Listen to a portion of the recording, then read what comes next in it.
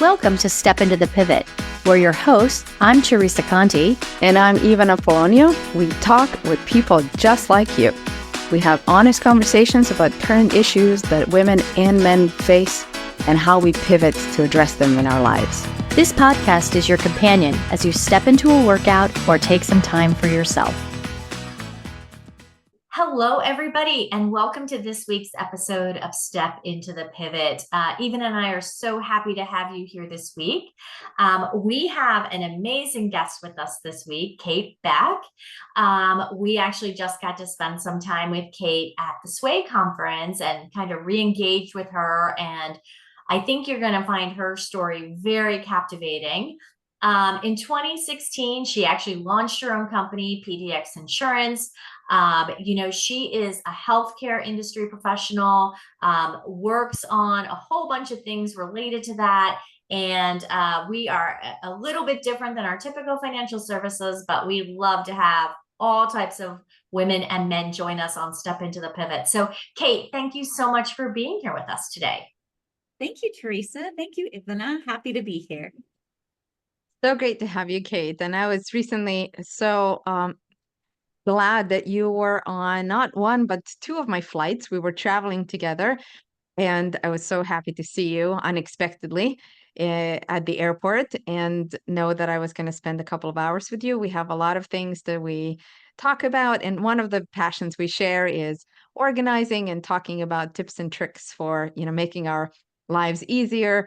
And we ended up having a really fun conversation about organizing, reorganizing our closets. And there we were, talking about, you know, how do you declutter a closet most efficiently, gather your stuff, decide what you're going to keep, what you're going to chuck, what you're going to donate, maybe repurpose, maybe something that used to be a fancy outfit now can become gardening outfit.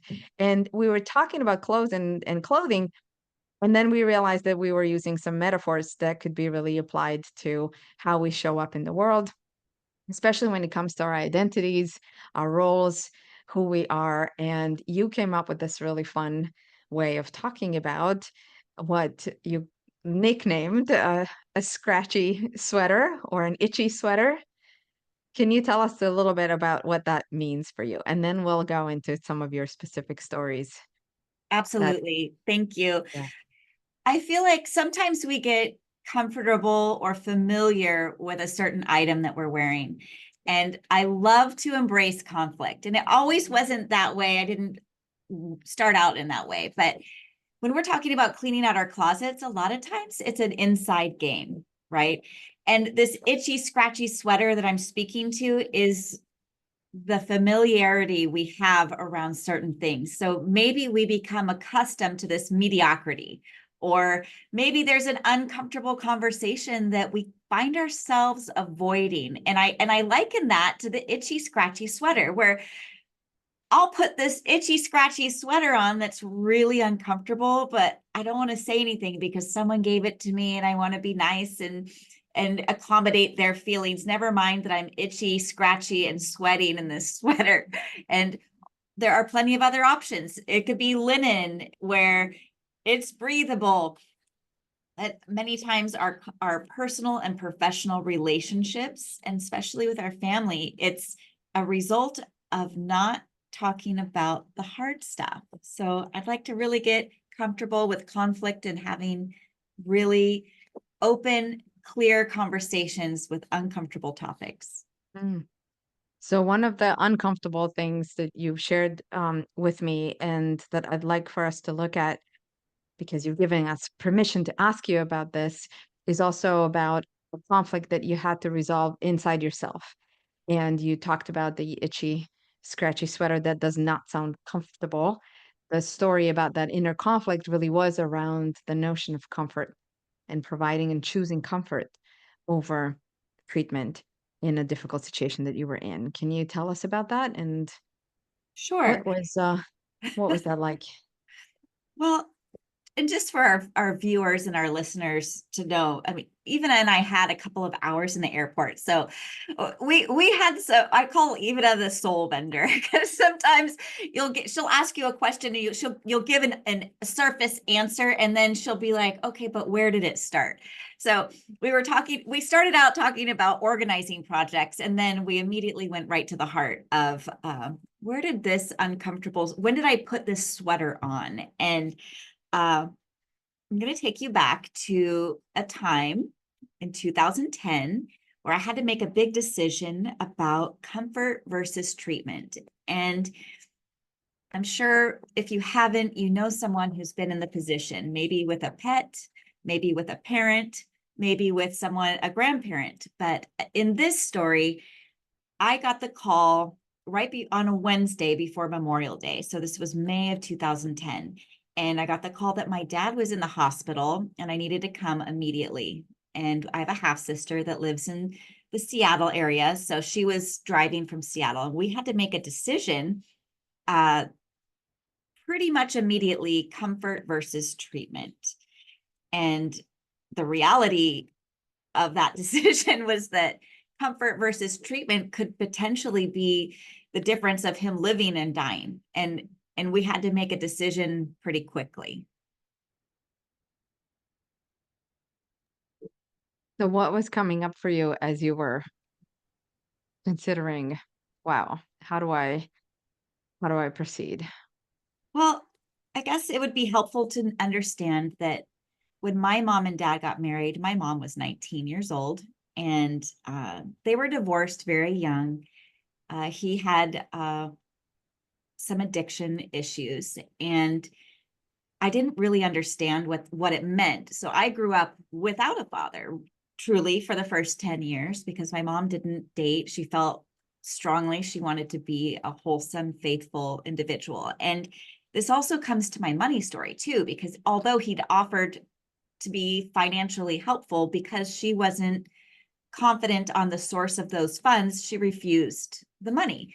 So the money story of, I can do it myself. I'd rather live without than accept something that is unvirtuous, and just all of those things. And so I didn't know my father growing up, and I did have the generous and loving care of my aunts, uncles, my grandparents on both sides. So it wasn't like I was a lack of love, but my father was missing from this picture. So in 2010, I had been back in Oregon for about a year, and I was hoping that my future would hold this building of a relationship with my father, who lived very closely. So when I got the call of comfort versus treatment, I found out that my dad was trying to kick his heroin addiction, and he'd been getting methadone, going to the methadone clinic. And he had recently gotten a tattoo, and this tattoo caused some kind of blood infection that was on someone with healthy veins and healthy liver and kidneys. It would be treatable. But in his case, they were saying he had a 17% chance of survival. They wouldn't be able to provide him any medicine or things to aid in the pain that he was experiencing. He'd be going through withdrawals because they can't give him anything. And we had to make decision of comfort versus treatment. So treatment would mean it would be very painful, and there would be about a 17% chance of him actually living through the treatment, and it would be excruciating. So Jessica came, and we had to make some pretty tough decisions that at the end of the day, we chose comfort because we didn't have a written document to guide us. We didn't have his will. We didn't have all the things that we advocate for ourselves and for our community to have organized. We didn't have any of those things. And he wasn't with us. Like he was with us for a moment, and he wanted to leave and go to the movies, but then, he wasn't with us really to tell us what he wanted us to do. Yeah. So I'm noticing how you You could have kept wearing an itchy, uncomfortable sweater, or you could have just, tried on something totally new and different, which is this state of like, I don't know if this is going to work. I'm maybe helpless over the outcome. But as I'm recollecting also, thinking about some of the, how you shared the story when we chatted, I know you had to tap into intuition, into a place of like, I'm making this decision from a place that may not be coming from a mental space of like, so you're considering all the data, you're considering all the factors, but at the end of the day, you're saying, here's what I say we do from some place that is not really mental. Is that accurate? Yes. So obviously it's under great stress that these types of things happen. And I had this inner knowing, and this is where I would say it's one of the pivots in my life. I had this inner knowing, this intuition that we would choose comfort. And also I knew that if we chose that route, it'd be unlikely that he would live. And as it turns out, we chose to comfort, and he made it to Monday, Memorial Day, and he did pass on. And so we're talking like literally days, 72 hours.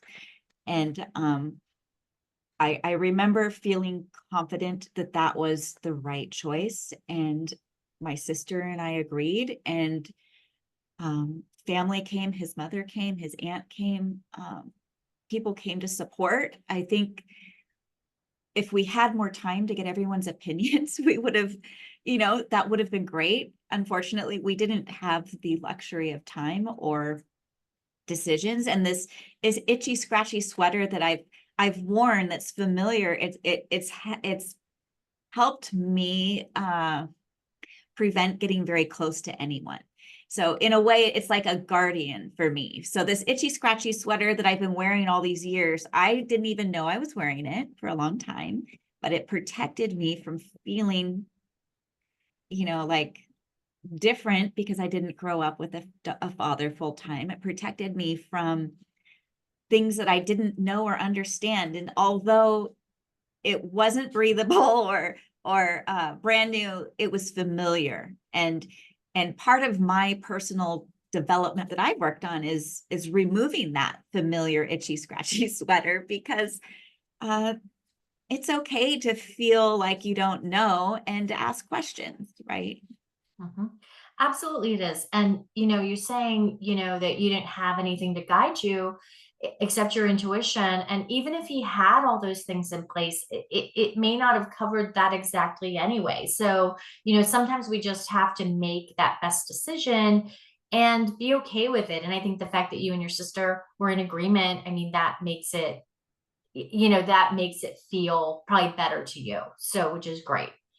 So let's go back a little bit more. You mentioned earlier that your mom was 19 when they got married, right? So take us back to your childhood when your mom was single. She was a single parent. And then you wanted to take things into your own hands, and you brokered a new relationship for your mom, which I can totally see you doing. Like, knowing you, how I know you, I can totally see you doing that. But talk about that a little bit, and how that was also a challenge in some ways. Certainly.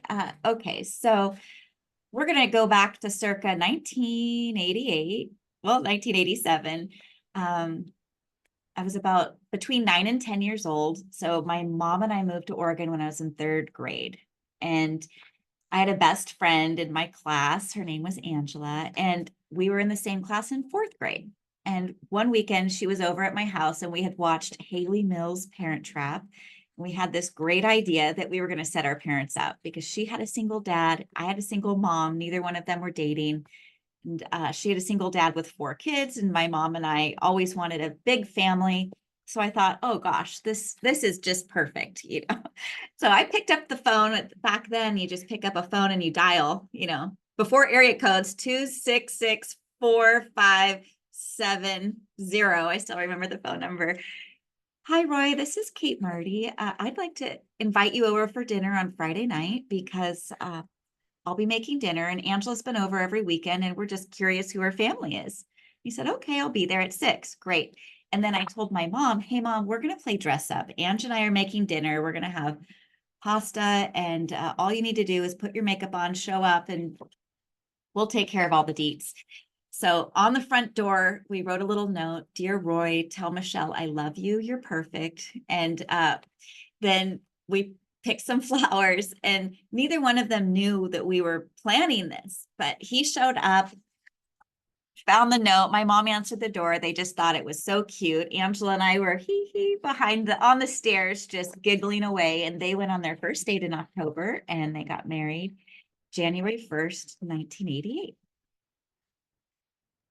Wow, I wasn't expecting that to be the result because I hadn't heard that story before. So That's right. wow, that's pretty fun. That I love that you did it behind their back and that it still all worked out. But right, Yes. yes, there's some sort of part in there about a contract. So can you talk a little about the contract?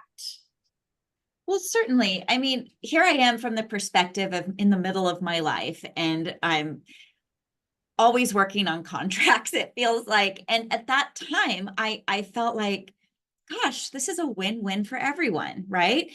A dad gets a mom gets a dad, a husband and a wife, like the equal of the entities. I get sisters get another sister, but there was a lot of unknowns, and there was a lot of challenges that we all had to overcome, like blending a family. I mean, personally, I had a fish, a hamster, 2 snails, a bird, a cat, and a dog, right? And I'm moving into this household where maybe they didn't want or to receive all of those animals or things. And that's a whole nother story. But the idea of contracts, I felt really guilty and responsible that I didn't ask better questions, or that I didn't know to think of these unknown scenarios to vet it out. And throughout my life, it has come up where I have overlooked certain things because I just said yes, and I trusted in everyone doing the right thing. And in this case, I will say they are still happily married and everything worked out. I mean,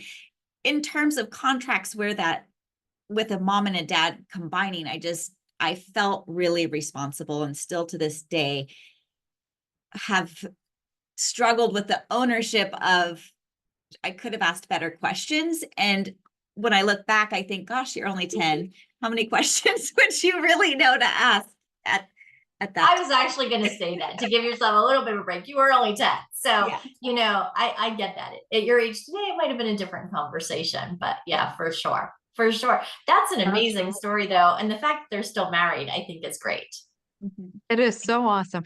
And here is where we can start connecting the dots, right? Because so you're 10 years old, your mom is single, you have this like lovely moment of levity with your friend, and you have the intuition that you act on. And it's a good thing. Like things are flowing from there. And then things don't quite work out completely. I know you said to me, like, I only imagined the good. I never imagined the challenges. That I mean, they come in every marriage and every family, no matter what the setup is. That's, the name of the game here on this planet, right? But as a 10-year-old, you start absorbing the responsibility for the things that are not working out as intended. So when there is a challenge, there's a version of you that's thinking, this is my fault. This is my fault. So, and that also becomes like so normal and familiar and scratchy and uncomfortable, but you keep wearing it. And so then, when we were later talking about the decision you have to make when you're signing that other contract, because there's a lot of this like, writing and choosing in writing, comfort versus treatment. It's like, do I have the correct intuition to make this big decision, or is it going to be my fault again? The pressure on yourself, pressure that you're putting on yourself. And one place where you shared with me before, things started to come to head in terms of recognizing, wait, let me start sorting through what's mine, what's not mine, was when you're in a marriage that ultimately doesn't work out. And you shared with me a poached egg situation where you're like, can you tell us about the poached eggs? Lots of metaphors and I know all these illustrations here. Yes. Okay. So when I don't listen to my intuition, I find myself in choosing a victim or certain sabotaging behaviors or pleasing, or I overly focus on pleasing, right? And to the point where I used to make poached eggs for my husband every morning, but from farm fresh eggs from chickens that I raised. And honestly, he didn't want the eggs. He didn't want it. He didn't want to talk about it. He didn't want the protein. He didn't want any of it. And this huge aha moment came to me that I'm sitting here wearing this uncomfortable sweater and it's not helping, right? Like, he hates the eggs. I don't want to make his eggs. And also my intuition says that it's over. Even though I don't want to admit that, and it's really scary, uncomfortable, it's over. And once I learned to accept my intuition and make good decisions from following it, I just feel like I don't wear an itchy, uncomfortable sweater anymore. It's because I've helped myself by surrounding myself with people who have healthy boundaries, healthy habits, and together we've decided that we're going to live a life of joy, planting seeds of peace, and just removing these uncomfortable concepts.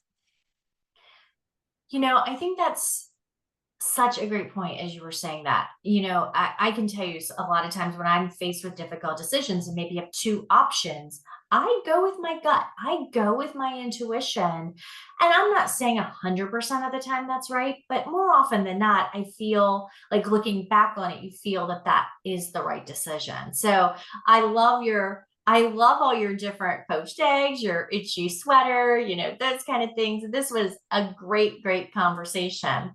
So let's talk, just as our last question that we ask all our guests is, and you had quite a few different things that you talked about here. How are all these pivots a step forward for you? How do you see all those different things working together to put you where you are today? Thank you for asking. I would say these challenges helped me stretch and grow in ways, even though I didn't want to and I wasn't ready. They helped me expand my boundaries to understand what that garden looked like, and that I have control of my space.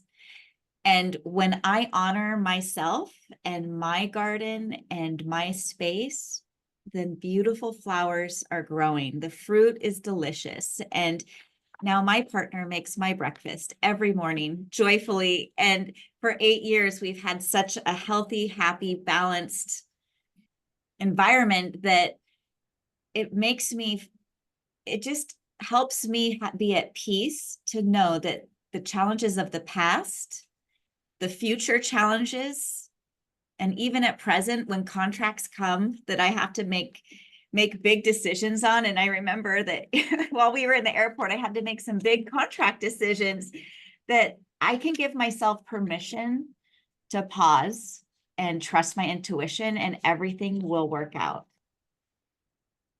Now, amazing advice. So I think what I want our listeners to remember, well, and you said kind of two things to me that struck home. One is take off that itchy sweater, right? I think we all need to do that more, possibly. And even please jump in here. I know you have a comment about that. I was also going to say the other one I got was clean out your closet. And I need to do that. So for sure. That's it. And everybody's got to clean out their own closet, right? You got to clean out your own closet. No one knows that sweater is as uncomfortable as it is as you do. Your skin is letting you know, your stress is letting you know, and you got to own your own closet. And also, Kate, I think as we were, continuing to joke with that metaphor further, it's like we are so good at wanting to get into somebody else's closet and say, let me reorganize this for you. Oh, why are you still wearing this? Meanwhile, our own stuff is, piling up, and we're not, we're not taking stock of what really serves us and doesn't serve us. So clean out your own closet. I love that. It's about cleaning out your own closet. And many of my friends will attest, and for yourselves, I love organizing. So it's really, if you're out there and you're having a moment and you just can't even identify what it is that's triggering that's happening, I'd for me, I just go clean my car. I'll go to the car wash. I'm going to start there. I'm like, I'm going to wash my car and vacuum it. And I start there. And then I think, okay, Kate, what is this really about? Because the car's clean. It's been vacuumed, right? So what is it? And I give myself permission to have times to reorganize. And sometimes it starts with that office desk drawer, right? My pins are crazy. Okay, is it really about the pins? What is it in our closet or in our emotional closet that we are wearing, that we have become so familiar with that we find it acceptable? And if I'm going to bring it back to uncomfortable conversations, I was being shouted at on a daily basis, and I kept finding it acceptable because I thought, well, maybe I didn't cook the eggs perfectly. I did time it exactly 3 minutes, and it wasn't about the eggs. It wasn't. It was about having healthy boundaries, and that's what I want everyone here to take away is look in your closet, find something that you're finding familiar, and it's time to let it go and give yourself permission. And then ask yourself, now, what emotional thought or idea am I familiar with that I can release? Maybe it no longer serves me. What a great message. What a great reminder. Thank you, Kate, for being our guest today. I am sure we will have you back because I'm sure we could go much deeper into those subjects and maybe more. But this was, I think, a fantastic reminder for everybody. So thank you again, Kate, for being on today. Thank you. Thank you Thanks so for having much. me. Thank Yeah, you. thank you. Such a pleasure. And a reminder for our listeners, our viewers, to step into the pivot if you have one, and step into the closet of cleaning out clutter, emotional, mental, and really, say yes to it, say yes to change. Awesome. We'll see you all next week. Bye. Thank you.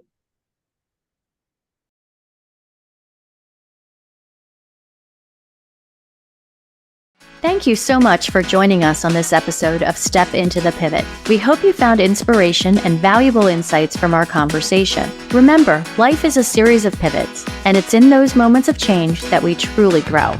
If you enjoyed today's episode and want to stay connected, make sure to check out our websites. You'll find additional resources, behind-the-scenes content, and more details about our incredible guests. We love hearing from listeners, so reach out with your thoughts, questions, or your own pivot stories. To keep the conversation going, be sure to follow us on social media. We're on LinkedIn and Instagram, where we share updates, quotes, and engage with our amazing community.